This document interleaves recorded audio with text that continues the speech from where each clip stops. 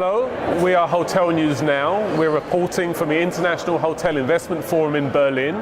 Right now, we're standing in the lobby of the Pullman Schweizerhof Hotel in Berlin. I'm with two of my colleagues and we're reporting on what's happened on day one of IHIF.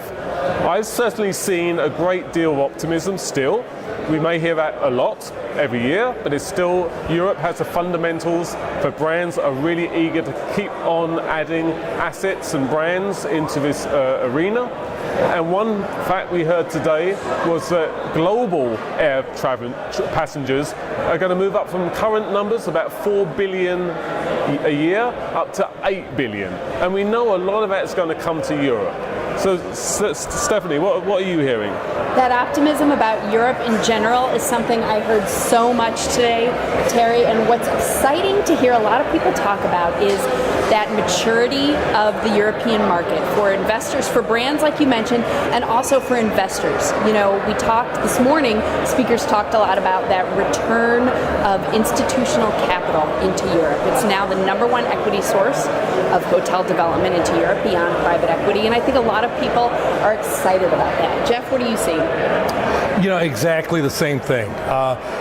It's different from Alice, the tone at Alice, in that the optimism was kind of capped at Alice. Here, it's still quite unbridled, I think. There's a lot of optimism about the state of the industry, the performance of the industry, particularly the gateway cities are performing well. London outperformed what the expectations were. And as you said, the investor community is still here. Granted, some Asia money has left the UK because of Brexit, but those institutional investors are still very interested in the hotel market, which, you know, is catching up to the States in the fact that now hotels are an asset class in and of themselves. And for the first time, you know, in the 20 plus years I've been covering that, it's now a global phenomenon. So the whole picture of what's going on at IHIF and in the hotel industry seems to be very, very optimistic, and kind of ended today with Chris Nassetta talking about Hilton and the importance of what's going on there.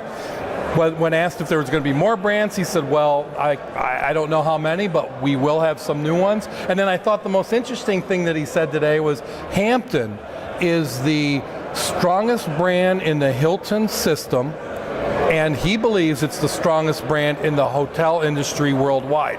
I think he has a legitimate argument for that with some other brands, but I think that's a very interesting, optimistic comment to make. So I'm Jeff Higley, this is Stephanie Ricca, Terence Baker with Hotel News Now. We're here at day one IHIF. Thanks for tuning in.